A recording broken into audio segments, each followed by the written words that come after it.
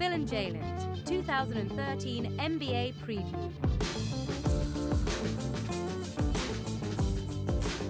The Dallas Mavericks won the 2011 NBA title. In that 2011 finals, Jason Terry took the greatest irrational confidence shot, maybe of all time. You might remember this, Game 5. This is a shot from the crowd. I love fan videos. Shot clock winding down. Jason Terry's got LeBron on him. I'm gonna shoot this. And that was it. That's when everybody knew they were gonna win the title. One of the great moments in the history of the Mavs franchise, maybe even number 1 or number 2 ever. Jason Terry's a player that started some games, been a reserve most games, has never been an all-star. Yeah. But he's going against, at that moment, he's going against the best player of 2011. Yes. Right in his mug. With 2 seconds left in the shot clock. That is the beauty of professional sports. Has there ever been a greater heat check, irrational confidence shot ever? I'm a Pistons fan, and I used to feel like Vinnie Johnson. Oh, yeah, you're right. Vinnie probably got there. So anyway, that brings us to our fan-based mindset, because since the next game, Dallas has not mattered as a basketball team. They did not defend their title. They tried to get some cap space, and now they're making this half-hearted effort to be relevant again. They're not really a contender. They're probably in the 43 to 46 win range. I'm not really sure what they are. I think this says it all. It's over, Johnny. It's over. Nothing is over. Nothing. You just don't turn it off. That's Mark Cuban. It's like, it's over, Mark Cuban. It's time to bottom out and either trade Dirk or do something else. Nothing is over. Can we see other people on YouTube scream nothing is over? Anybody? Oh, what about this guy? Nothing is over. Nothing. You just don't turn it off. Wasn't my war. You asked me, I didn't ask you. And I do what I have to do to win. And somebody won't let us win. Is there anybody worse than that guy? There has to be one Oh, there's somebody worse? Nothing is over. Nothing. Ooh, he went slow early. Turn it off. It wasn't my war. You came to me. And I did I think he played this too far down. Somebody was Need a little more energy in that. YouTube is the greatest. Those are hilarious. You know who else did this? Who's that? Dirk Nowitzki. He did? He did. Watch, we have it. Nichts nachtragen, alles sofort immer wieder vergessen. He did the same thing. Moment leben, He was inspired by neue First Sachen Blood. ständig dazulernen. You just don't turn it off. Und ich glaube, von Kindern können wir, It wasn't my können wir da war. einiges lernen. Let's look at what Dallas did last summer.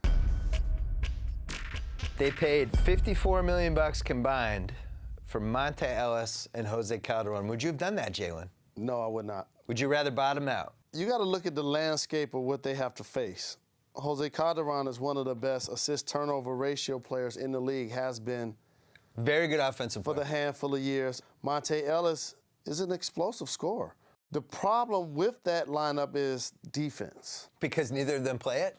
Here's the Western Conference. Yeah. Let me tell you who's coming to town. Ty Lawson, Steph Curry, Chris Paul. That's a problem. Russell Westbrook. Russell Westbrook, Tony Parker. This is a problem. Damian Lillard. If you can't contain dribble penetration, it exposes your bigs. So now I have to go to Well, look at who their are bigs. Sam Dallenberg and Dirk Nowitzki. Correct. Also a problem. Sam Dallenberg, don't get me wrong. If he plays 82 games, standing ovation. But I see him playing 60 games. Well, let's look at their rotation. So that is not a great team. I feel bad for Rick Carlisle. The people who validated me in the NBA space, and I think that helped put me in a position to not only be a productive player, but also be a responsible person on and off the floor, Donnie Walsh, Larry Bird, and Rick Carlisle. Rick Carlisle is one of 4 NBA coaches right now that have won championships. Yep. Greg Popovich, Doc Rivers. Eric Spoelstra, and he. Nobody else? That's it. And Doc Rivers is with a new team now. So for him to have to trot that roster out there, Mark Cuban doesn't love that roster either, I'm sure. Couple things here. Shawn Marion's an expiring contract. You can flip him.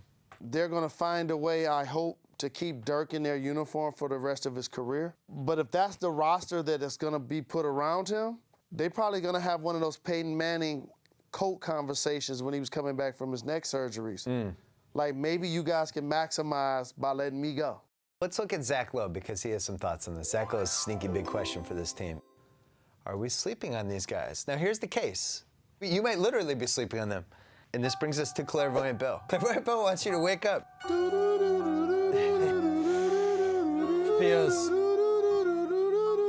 He feels a big monster Dirk Nowitzki season coming. A big one. Do you remember once upon a time, a man by the name of Andre Young, who later became known as Dr. Dre, puts out The Chronic in '93, biggest rap album of all time, makes a ton of money, does his thing, coolest guy in the block. Late '90s roll around, Jay-Z's coming up, all these other guys. What happened, Jalen? Forgot about Dre. So where's all the mad rappers at? It's like a jungle in a habitat. But all you savage cats know that I was strapped with gats when you were cuddling a cabbage patch. Nowadays, everybody wanna talk like they got something to say, but nothing comes out when they move their lips. Just a bunch of gibberish, and motherfuckers act like they forgot about Dre. How many artists has this man influenced? Yes. And Dirk Nowitzki did not influence that many hip-hop artists. But he did win an MVP award. He was the best player on a team that won the NBA Finals. Was injured last year, very depressing season. Clairvoyant Bill thinks Dirk Nowitzki will be a second-team All-NBA player this season. I agree that he has that potential, but here's the problem. Normally, that second All-NBA team player plays on a team with a winning record. Right. I'm not sure when I look at who he has to play with on his front line. You know what my response to that is? Don't disagree with Clairvoyant Bill. Our friend Kurt Goldsberry did a graphic of Monta Ellis. Very intrigued to see how this looks because he is one of the least popular players with advanced metrics. I like the thought bubble. His thought bubble says there's a lot of guys that take a lot of bad shots in this league. And he's one of them. First of all, he should never shoot three-pointers. I would do a $5,000 fine every time he shoots a three. Yeah. Just don't shoot him.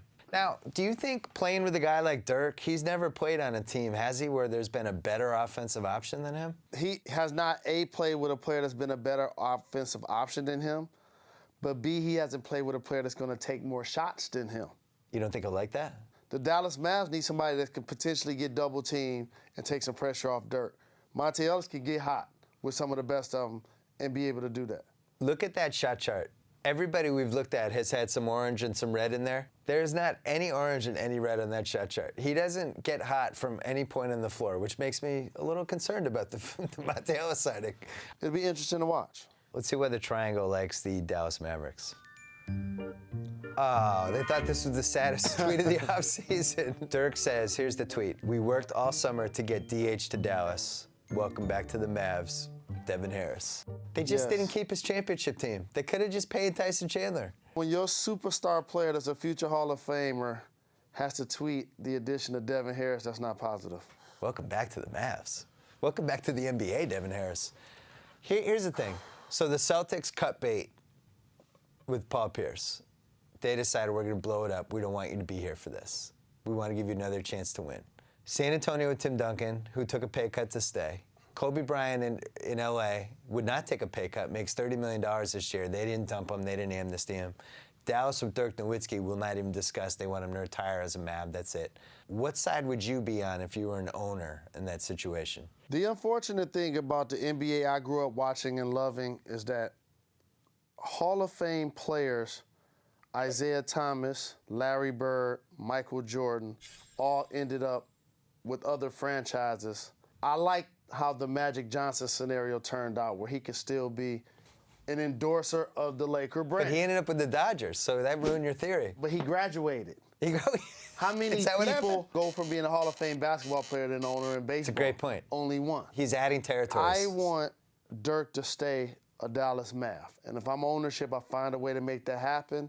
If you got $50+ million you want to throw around in the summer, I probably would have did a little different. We did a little Dirk and Nash photo show. Here's when they traded for Nash and drafted Dirk in the same year. That almost looks like we photoshopped those hairdos, but they really didn't. That looks like the most disturbing 80s music band that's ever happened. Seeing Nelly makes me miss the old NBA, too. And also, I got a chance to visit C-Webb in Golden State when Nelly was his coach. C-Webb. And I appreciated the fact that when I opened up the cooler, there was more beers than Gatorades. I like that. So big shout, Nelly. So here's Nash and Dirk. This was the year that they had a 2-for-1 barber. Oh, this is champagning and campaigning. Yeah. It was more like beer. That looked like a Doobie Brothers moment. This is when Nash had Kelly Licks hair for Bad News Bears. Look at poor Dirk with the flag. Wow. Is that like a flag jacket? What is happening there? Well, fortunately, they didn't break them up before this next photo was taken. I mean, that's a don't get fired moment for me. So I'll just handle it that way. And this is after they were split up. Don't hurt me again. I love you. I love you too. I'll never forget those 2 foreign haircuts we had. We haven't really made you mad yet. I think we need a montage of Vince Carter rolling around with injuries. No! Yeah. Oh no, he's hurt. Vince goes down a lot, Jalen. Why does he get? Oh, he's another uniform. Why does he get hurt so often? Oh, he's hurt again. Oh my God. Oh, he's down again. Come on, Vince. That is just Get wrong. up, Vince. That is Get up. just Now, it all leads to this moment. Look at this. Vince faking an injury. I'm hurt. Now, the other team's like, this guy gets hurt so many times. He's not in this play. And then this happens. Rope-a-dope.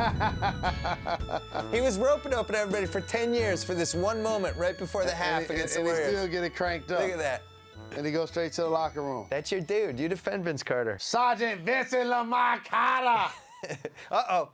Now you're excited. It seems like it's a good time to champagne a campaign. Yeah, give the people what they want.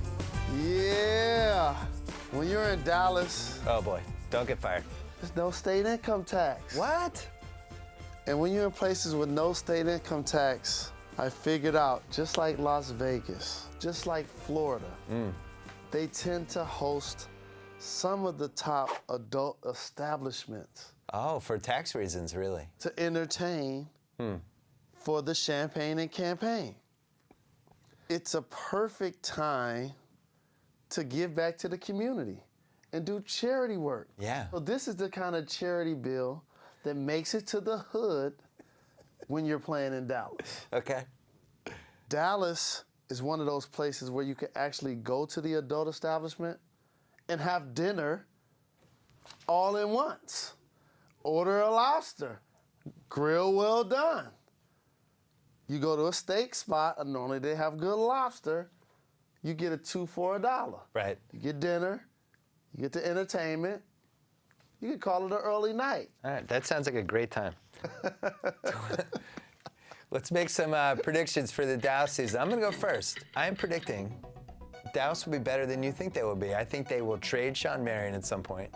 I think they're gonna make a run and try to give Dirk and Carlisle one last run at maybe being relevant. I don't know if anyone's gonna run away with the West this year, and it might be a situation where the best player in the conference really does win it. Even if you do trade Shawn Marion and get something for the small forward, who did you say the other big man was again? Well, Sam Dallenberg's involved, that's a problem. Okay, cool. And who's their backup to Samuel Dallenberg or Dirk? I don't even remember. That's their issue. I think you had this team ranked way too high. Mark Cuban, Rick Carlisle, and Dirk is going to make lemonade out of those lemons. Nothing is over! Nothing! Well, I believe in you, Dallas, and I believe in you, Milwaukee, and I don't care what he says. When Dirk Nowitzki, there's MVP candidate columns about him, you remember Magic. You remember Jalen. You remember where you heard it. Dirk Nowitzki, big comeback season. I'm sleeping. We'll see you next time. Number 13, coming up. Nichts nachtragen, alles sofort immer wieder vergessen und in einem neuen Moment leben.